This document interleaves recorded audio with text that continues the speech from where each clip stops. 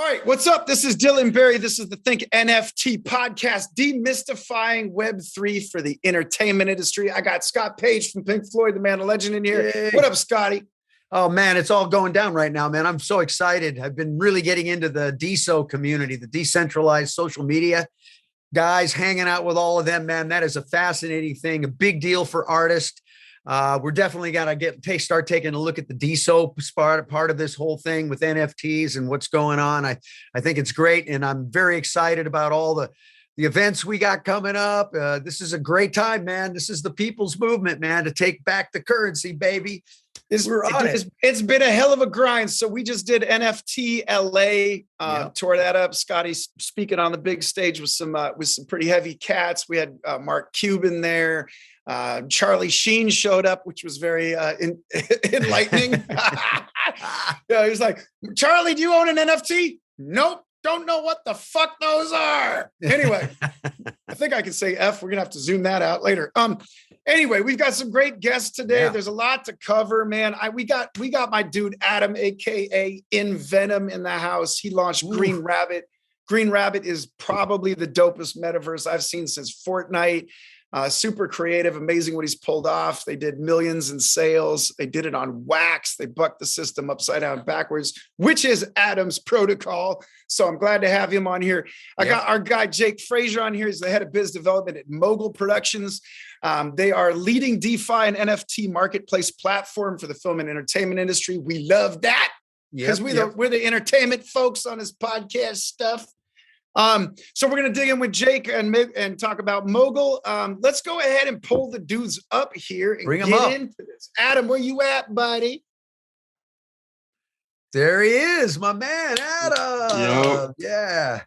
What up, Adam? Good to see you, man. Good to see you, Jake. All right, so fellas. See you guys. Cheers. What's up, man? Jake, where are you in the world, man? Currently, actually up in Whistler, BC, up in Canada at the moment. So, that's living in the mountains for the time being, which has been pretty fun. It's gorgeous up there, man. I grew up in Seattle, so we used to dip up there. And, nice. Not too far away. Not too far away. We could get up there and drink at 18. We had something to drive there for. Yeah. All right. So, Adam, man, what's going on with you, buddy? How's everything going with Green Rabbit? Amazing. It's actually probably the best time to talk about it because we have just opened up our metaverse. We have a bunch of free events, like free to earn events, which is kind of like unheard of in this space, but you can just come in to our metaverse and earn our in-game tokens and some NFTs just for playing. And so it's an exciting time for us, man. We're excited for Green Rabbit. We're excited for the metaverse and for NFTs and everything that comes along with it as well. Dude, one of the coolest things about what Adam's doing, InVenom is doing, is this metaverse is for big people. It's got all of the debauchery and the vices of human nature. And so you dip in there. It's like you've been in Fortnite. It's kind of like, hey man, you dip in there and it's like people are partying, raging. You can buy property in there. You can have live concerts. That's something we're talking about with Scotty and his all-star band, which has got members of freaking Jane's Addiction and Pink Floyd, Guns N' Roses, all kind of cool folks. So, Adam, tell us a little bit about how this started, man. How did Green Rabbit start? Is it just an idea in your head? I mean, what happened? So there was another popular blockchain game that I'm not going to name, but I was kind of part of a group of people playing on that platform, and they had like back-to-back updates that were just kind of like, nobody really liked the direction that it was going, and at the time we were all invested in it. Like I was the largest player in the game, I had the largest holdings out of everybody, and so I got with a group of guys, and we just started saying, hey, we could probably do something like this but better, and so we got some guys that were front end guys, full stack guys, developers, tokenomics. So we kind of had a group of really, really smart people, because one thing that you'll find in this space, and I think it's just a not chain specific, but it's blockchain wide, is like some of the smartest people in the world are here. Like they're just here. Like they've gravitated to this space because they can foresee like, hey, this is really something that's going to take us to like the next evolution in technology for us, like web 1, web 2, now web 3 is this blockchain stuff. So we all got together. we decided that we'd make a game. We put out an NFT a collection to kick it off. Kind of what back then. This is almost a year ago now. Back when I say back 10 in metaverse time, that's 1,000 years ago, right? But back then it was like that was kind of the way everybody did it. Is like, hey, put out your NFT collection, get the funding from that, and then develop the game. And that's what we did. I don't recommend doing that now. Like if you're going to start your project, I would recommend that you have everything on deck before you start going out there, because all of the hard lessons that we learned. I mean, it's been a roller coaster, but now thankfully we were lucky enough to get our development done for our metaverse within less than a year. So we have a 3D metaverse with a 2D website, like fully integrated Web3 platform. So you basically start on your 2D side and you craft your armors up. Those armors that you craft, then you can take into the 3D game and use, and they all have different attributes. And so, yeah, it was kind of like born from kind of like counterculture, kind of like our original thing was T420 was our time machine, and it was kind of like a cool thing like that. But I guess we've evolved into something a little bit more serious, but at the same time, we still have our playful roots in our soul. Dude, the cool thing about all of that is that's, in knowing you personally, that's where you come from. You come from creating something out of basically, I wouldn't say nothing, but creating something that came out of your head that you materialized in non-traditional ways. And I think the beauty of this industry and the reason that Scott and I connect so deeply on all of this is we're bucking all of these traditional systems. We're bucking, normal financial institutions. We're making millions of dollars auxiliary of these institutions that tax us and take everything that they want. I mean, of course, they're taxing us, but you know what I mean? They can't control what we're doing, really. Yeah, well, that's the whole thing, man. If you think about what's going on right now, right? This is, I keep going back to this because for me, again, this is the people's power. This is a movement that gives us a shot at taking the system, taking the finances back, taking currency back into our hands and allow us to build these direct-to-consumer business models, which is great. Leaving everybody else out, you got this blockchain that's basically going to can manage the rights, roles, and permissions of these individual assets. And, it's like my friends, which we know who we had on the show was Ed Mason, who did Frogland, was very similar to what you guys did with the Green Rabbit. He went out to try to raise money through the regular finance markets, had a tough time, went out, put together 90 days. They put a token together, went out, raised $4 million, built Frogland, the merge thing, and built this model. And what's great is everybody gets to be part of it, which is really cool. So the people can actually have ownership and value of this, which is what's so powerful with the tokens that you can do right now, is because I can hand my rights over to you and you can make money, just like the whole play to earn space that you're talking about right now. That's exploding, right? That's a whole new area of new types of business models that go there. I guess my one question is, everybody's playing to earn. Who does the other jobs, right? who's going to actually go out and wait the tables and deal with all that other stuff, right? I mean, if everybody's into playing and earning and being influencers, I think that's one of the things we have to work through, right? Now let's talk about one of the doers in the business that does do a lot is Jake. Jake, yep. You've been a player agent. You've worked with athletes back in the day at the highest level. You've worked with 7-figure companies to help them with all of their strategies. You got into this new space fairly recently, right? Last, year and a half? Yeah, exactly. Yeah. So obviously like the last few years, mostly from like in a personal investment level, but only like, in the last year in terms of professionally. But yeah, as you guys were saying before, it's kind of like, there's just so much opportunity and there's a lot of really awesome people kind of gravitating towards the industry and just sort of want to be part of that and sort of, hopefully build something amazing with what we're going on at Mogul over here. So. All right. So tell us in a nutshell, what does Mogul do? For sure. So basically, we're a DeFi NFT platform focused on the film and entertainment industry. So to dive into that a little bit deeper, there's sort of 2 core pillars of the business. The first one being a decentralized finance model for independent filmmakers.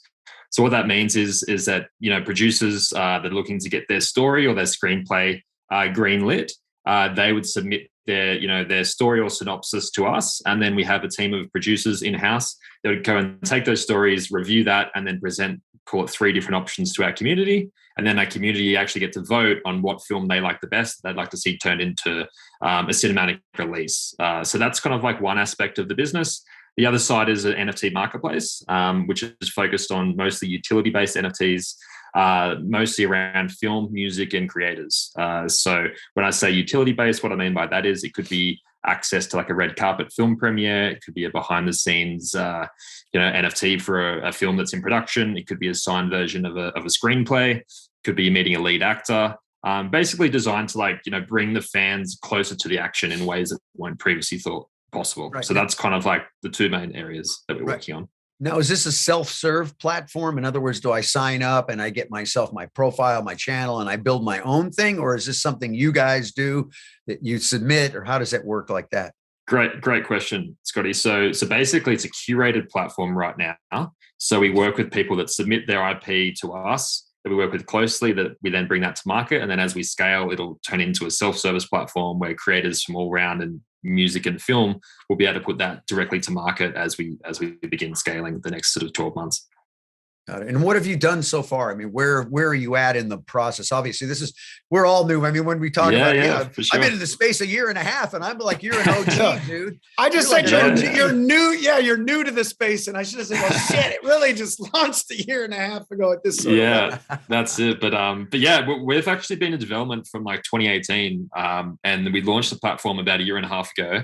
So I guess we were kind of like, early adopters in the space. But in terms of success so far, we've got a community of over 200,000 people. We've sold over 12 million USD in NFTs last year. We've financed 3 different films. So we're still young, but we're growing pretty quickly. And yeah, we've got a token as well. We've got about 20,000 token holders, which is growing pretty steadily as well. So yeah, it's still early days, but yeah, we're pretty happy with the growth we've had thus far. Yeah. It's so cool. You can create your own currency, right? Yeah, totally. It's like the people get to create the money now. It's like a totally different ball. Yeah. And that's one of the things in Venom, and I've been digging into with Scotty as well, is this whole process of tokenomics. Can you guys talk a little bit about what you know about tokenomics? Adam, tell us a little bit for the layperson. What is tokenomics? How do tokens benefit an operation like this? Yeah, so tokenomics is basically kind of just a term that's been coined to explain like how your token is going to work within your ecosphere, whatever you want to, whatever you're doing, like with what Jake's doing or with what I'm doing.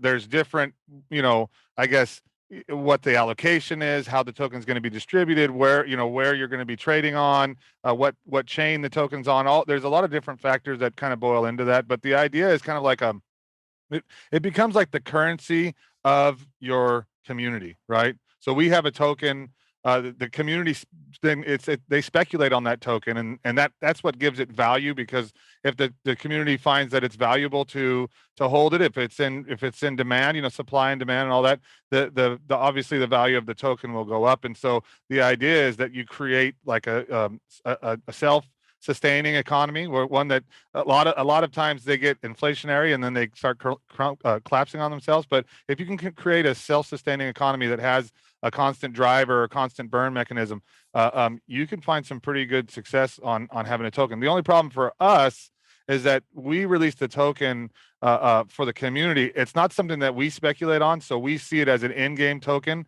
It's strictly and purely a method and means for our community to interact with our game. But because it's on chain, they have the ability to speculate on it on the open market. Yeah. I think you said something was very interesting that I think listeners should understand, is the concept of different chains, different types of tokens, depending on what you're going to drop, is going to really determine on where you want to be, right?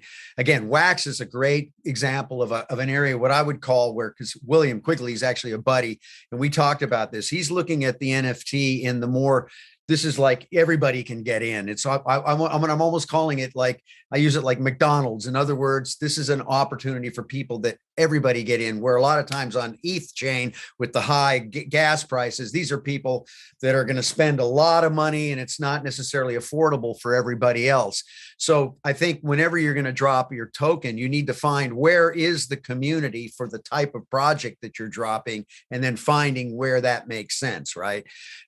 Because it's not, all tokens aren't the same. And, is it going to be on Polygon, Solana, the Wax? Where am I going to go? And I think that's really, from my point of view, is really thinking about what the community is and what it is I'm selling to match the right community up with that group of people. Because obviously Wax is the game place, because that's what they've been, total gamers for years. That's been Quigley's whole business, making armor and all that stuff with the original thing before he started Wax, right? Yeah. So the idea is basically like exactly what you just said, as far as being able to find your place. But I think in the NFT space, like no matter what you do, you have to be able to pivot on a dime, and you have to be able to evolve with the trends and because this space, it's strange. And I'm sure Jake and anybody else who's been in the NFT space can attest to this. It's like there's these weird time warp that you go into, and time is condensed down to these really, really, really dense packets. Now, so instead of like what I mean by that is like in 6 months, you can do in the NFT space or the metaverse what you could do in 2 or 3 years in real life. It's just because I don't know what I mean. Honestly, I think it's just everything's moving so fast. There's so much data. Like for our company, we basically became a multi-million-dollar international company overnight, right? So yeah. For me, I have guys in Australia, I have guys in Bosnia, I have guys in Mexico, I have guys in the United States, and we're all working. It's like almost like a 24-hour a day, 7 days a week thing where we're just constantly pushing. And so that being said, if you get to that point to where like, hey, listen, I'm on Wax, which kind of where Green Rabbit is right now. Like we're on Wax. We feel like we've done what we're going to do on Wax. Now we're evolving into like this cross chain. So we're trying to become cross chain, building bridges, finding places to swap and add and integrate with other communities, doing other things on other chains, because that's really going to be the key for, in my opinion, for continued survival, is to be able to reach out across all chains and be accessible for everybody. So that's right. In the process. That's where Green Rabbit is right now. Well, that's where the development's going right now too, because I mean, a lot of people don't understand that the smart contract might not work when you move it from this chain to this chain. So, I mean, we always hear all the great stuff about, oh, my royalties, it's going to be tracked forever and all that kind of stuff, which is where we're going. And obviously this is all early pioneering stuff. But yeah, knowing how that's going to work and how we're going to be able to pull those smart contracts. And, that's why I love the DSO space, social media, the decentralized social media, because one of the core elements is when you get up and you move, you take your audience with you. Right. So if I go build an audience on this platform and I say, I don't like this platform anymore, I'm going to go move, everybody on my DSO goes with me. Right. That's a powerful thing, because now that puts the power in the people, because the people can say, hey, Twitter or whatever, we don't like the way you're doing business. We're going to go now. Now, when I left Twitter, because I wasn't happy with what was going on, which I'm going to be back on again now that things have changed, I'm very happy about when I left, all my audience is there. Right. I have no way I can't move them. I don't have that. That's what's so exciting about what's going on now. It's putting that power back in the people's hands. That is a really good evolution, because, part of what's happening too is all these large corporations are starting to work their way in. The Live Nations of the world are starting to jack back into this. So how do you keep the power? You keep the power by keeping your community and your 1,000 true fans, right? Yeah. And then you unite and you organize. So Jake, talking a little bit more about what you're doing, and I wanted to get back to the tokenomics thing. Run us through what buying a token looks like on your platform and what it allows you to do with that token. Yeah, for sure. So as Venom was sort of saying earlier, you've kind of got, each project has different forms of utility or use cases attached to that token. So like, given that we're a utility-based token, that comes with a variety of different ways you can actually interact with that. So the three main use cases would be, you can buy and sell NFTs with the token. You can vote on films that you want to see brought to the market, and you can also stake the token to earn a APY or a yield on that as well. So those are the three main ways people kind of use it at the moment. And in terms of chains, we're on BSC, which is Binance Smart Chain, and Ethereum. So we kind of went that angle because at least in the entertainment space, there's how am I trying to word this? Basically, there's a big emphasis on green sustainability, carbon emissions, and obviously, personally, I don't think Ethereum's that destructive, but there is a very negative perception that it is. Yeah. So with people in the film industry, as you know, like that, they're very sensitive around that. So that's part of the reason we went to BSC. There's a lot of people building on it, and it is probably 99% more sort of carbon. Less carbon intensive than Ethereum. So that was kind of the logic behind that of what we're on. We're a deflationary model. So we've got 400 million tokens. We burn X amount the third Friday of every month based on engagement with the platform as well. So that's a bit about the token. Let me stop you real quick. Can you explain what burn those tokens mean to the lay people? Yeah. So basically what that means is you would send them to an address that's there's not used, or it's just like a black hole, for lack of a better word. So you would do that to take tokens out of the supply, so then it becomes more of a scarce token over the course of time. So for those who aren't familiar, it's kind of the equivalent of, or the opposite of, if you think about the federal bank, they would print money every day or every month. We kind of take that away every day, every month. So then that way it becomes more scarce over time. So that's kind of the logic there. Which we don't have in our Western Central freaking bank system, man. They just keep printing money. They don't keep burning it, man. They just keep printing it, right? That's a crazy thing. It's all make believe, man. Supply, right? Go ahead. Okay, so exactly. It raises the value, though. So by doing that, it actually raises the value for his community, which is amazing. Which is great, but whose coins are you burning? You're not burning my coins, are you? No, it's no, from company treasury and stuff. So that obviously they're all in circulation, but whatever we have, we burn, and then it will eventually get down to a stage where it's pretty scarce. But yeah, that's kind of a bit of in a nutshell about the tokenomics. And sorry, I missed the second half of your question there. Well, the most important thing is I've got this film. It's about a young lonely man and goats. And I think it's really going to be a big film. And I would like to fund it on the platform. If anyone, the first scene was just helping him over the fence. But the second scene, anyway, I'm going to get off that one. Another time. I'll pitch you that film another time. But I think it's a winner, right? Scott's behind it. He's our biggest backer. I got a good feeling. Pun intended. All right, so I'm going to stop with that. Okay, so check it out. The good news is, and this is the good news, I think, is that this is evolving so quickly and so much money is being invested in this space that things like the green energy problem are going away, right? Even Ethereum is making big steps to do away and to go green and so that's good. There's all these side chain options now, from Polygon to Wax to, whatever, that allows you to do proof of stake, not proof of work. Proof of stake doesn't burn a lot of resources. Proof of work does. They're phasing that out. The other thing that's happening is mass adoption is right around the corner, which should make us very happy because it's going to make us all billionaires because we're early adopters. So, we'll have a party later. But mass adoption's coming. They just announced that MetaMask can accept Apple Pay, right? That's a new integration that they just made. You've got all of these companies like Instagram, I think, is now going to allow you to put NFTs out, and right? States are now starting to, in our own country, are starting to take Bitcoin and stuff, right? So we're starting to move into that. So there's a lot there. There's a lot of people in the old world scrambling to take control of it, but we're moving so quick, it's very hard to do that. Because the tax man's getting us, they're going to always get us, but that's whatever. But unless you go to Puerto Rico. But anyway, so Jake, what is the next? Oh, I wanted to ask you something else, Jake, because this is important. We interviewed a company that came on that was working with IPs that had an issue with the IP holders originally, because there's really no laws set in stone when it comes to, there are, but there aren't when it comes to NFTs and name and likeness issues. How are you guys navigating that? For instance, if you put out something that resembles a big film, for instance, Pulp Fiction, or you do a derivative or a generative work off Pulp Fiction, are there legalities there that you're having to navigate?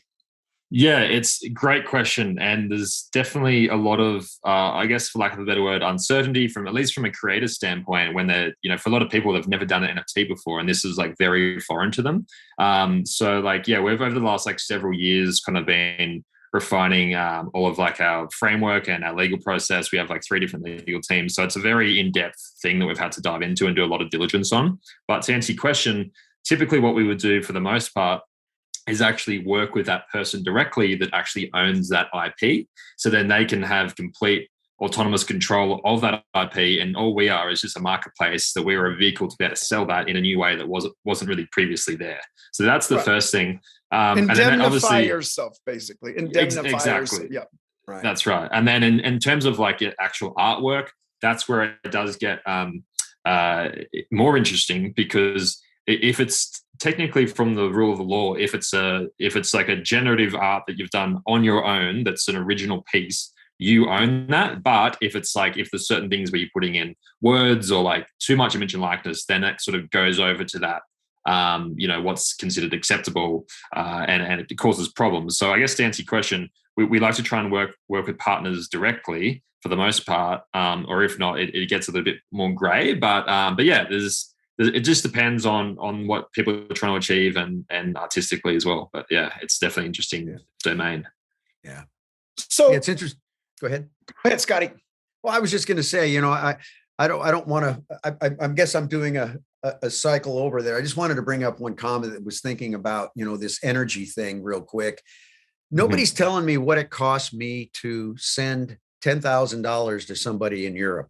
When you think about it now, the energy use, I got to call the station, I got to get to the bank, I got to go to the bank goes through its thing. I mean, I'm wondering, what is that real difference? Because if I can have a direct boom, is it really that much? Or are we being hoodwinked on this energy thing, right? Because nobody's telling me what it costs me now, energy wise, with running the lights and running the bank and the things and all that 100%. Stuff.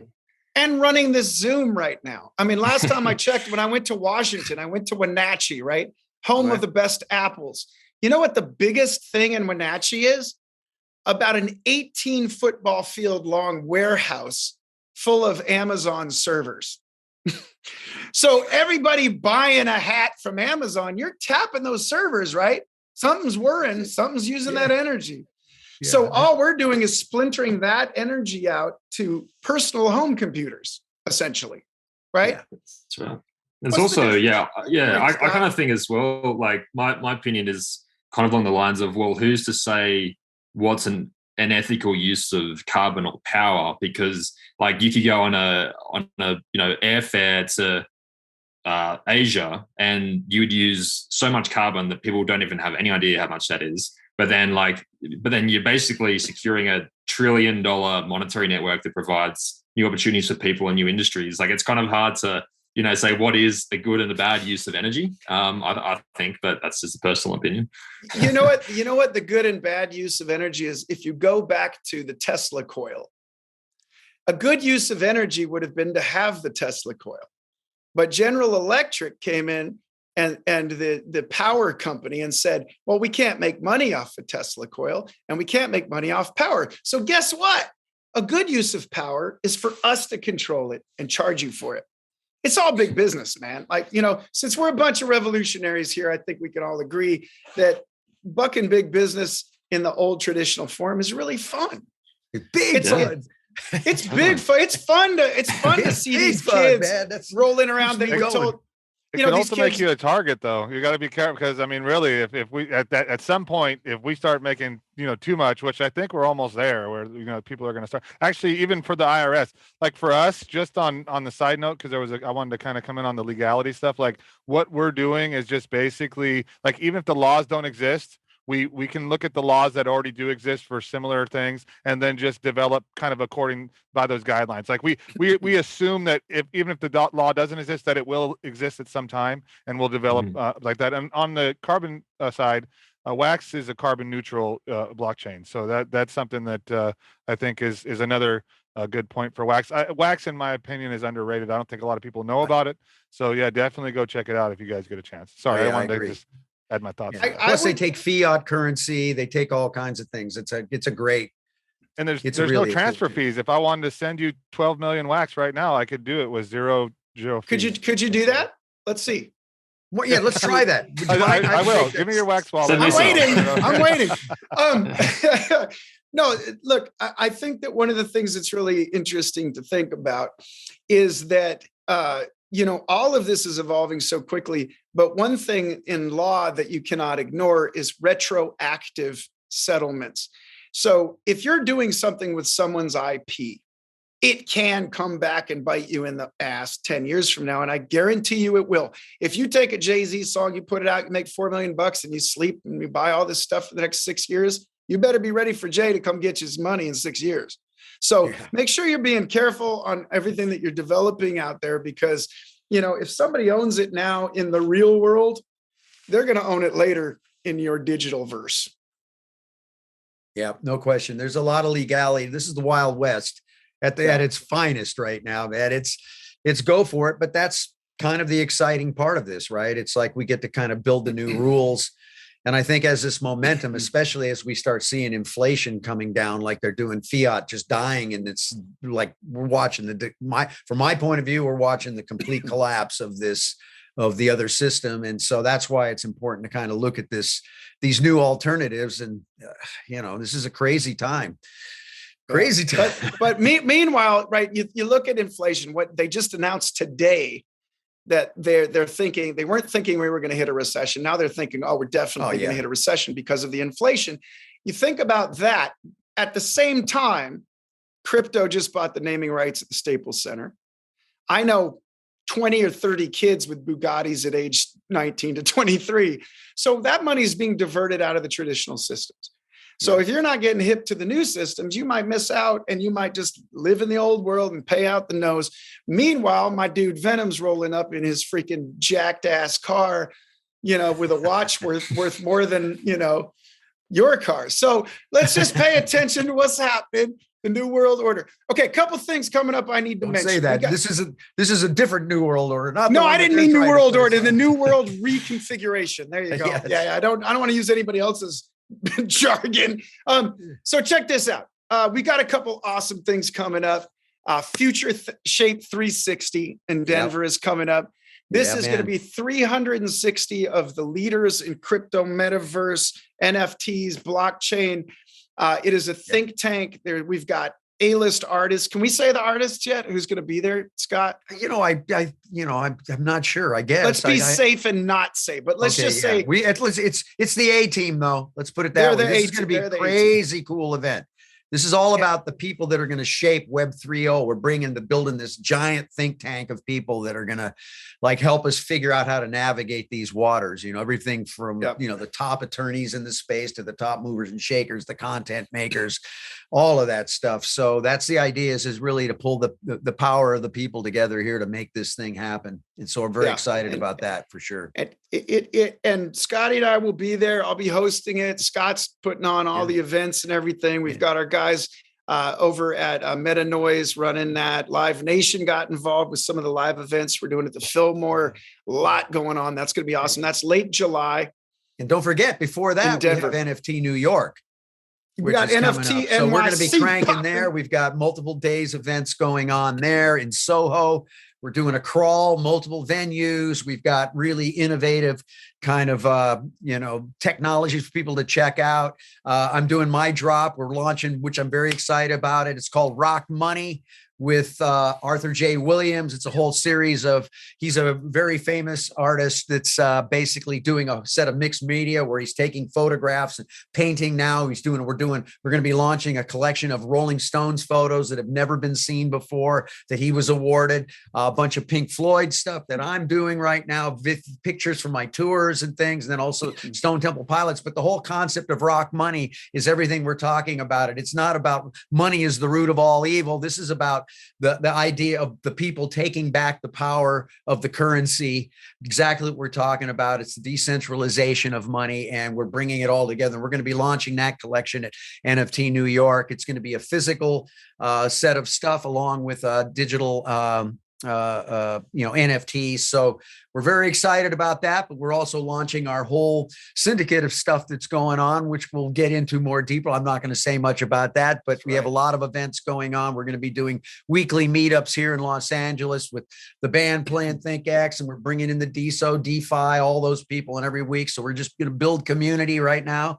and start shaping this new world in a positive way, because we all know, everybody on this phone and everybody out there, there's a dark side to all of this we need to combat. We've got to be very smart and savvy, and we got to bring people that are conscious to help make this move forward, because we definitely have to deal with, AI is a tough one to battle here, because whoever owns the algorithms wins.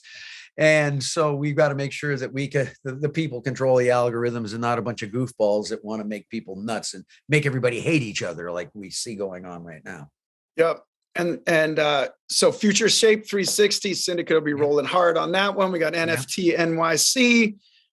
Venom, tell us, you got a new drop coming up with some real estate offerings and some different stuff. Where can people find it? Yeah. So basically right now you can go to greenrabbitgame.io. We have an awesome landing page, everything that you need to know about the game, the crafting side of the game, and the 3D metaverse side of the game is right there. You look at the page, go to getting started. It'll show you how to get a Wax wallet, into where to get your NFTs, what the NFTs do, all the way down into getting into the 3D metaverse. That we have an event going on right now that's basically an orbital crate drop. Every 15 minutes, we drop 3 crates from the sky that contain either our in-game tokens or NFTs, that are, they're awesome. So you get a chance to win that. It's all free to earn. And on the 30th, we're going to have a virtual apartment sale, basically a virtual real estate sale. The apartments will allow you to have your own space of our metaverse, allow you to invite friends over. We have proximity chat, so you can hang out, talk, have meetings. We also have cool little companions that will follow you around if you want them to. For the penthouse, you get a big griffin with, he's all done up, and there's also that's one way. By getting the apartments, that's one way for you to generate our in-game our 3D metaverse token, which is called a Tortuga token. And those tokens are what you'll use to get like your skins, your emotes, and whatnot. So it's definitely a way to get that without having to pull out your credit card every single time in the future. You know what I mean? So greenrabbitgame.io, and right there when you land on that, you're going to see our advertisement for the apartment sale coming up. I mean, this cat right here in Venom, Adam, is one of the mad genius rock stars of this industry. So definitely follow him. Get in there. Check out the freaking Discord channel, all this stuff. My dude's a mad genius. So Jake, where can they find Mogul and connect with you, man? Give us your socials and stuff too. Yeah, appreciate it. So mogulproductions.com. We've got everything there. Our most active channel is Twitter, which is mogulofficial_. Got about 135, 40,000 people on there. Or drop us an email directly. Happy to connect with anyone. And really, it's really awesome chatting with you guys, learning a bit more about what's going on.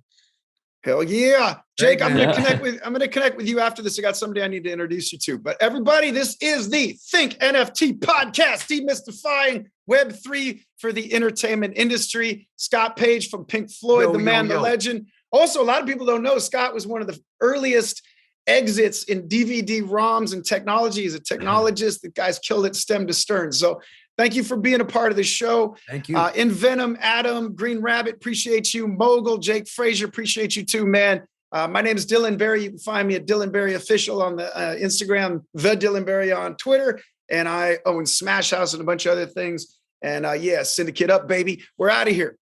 See you next week. Cheers.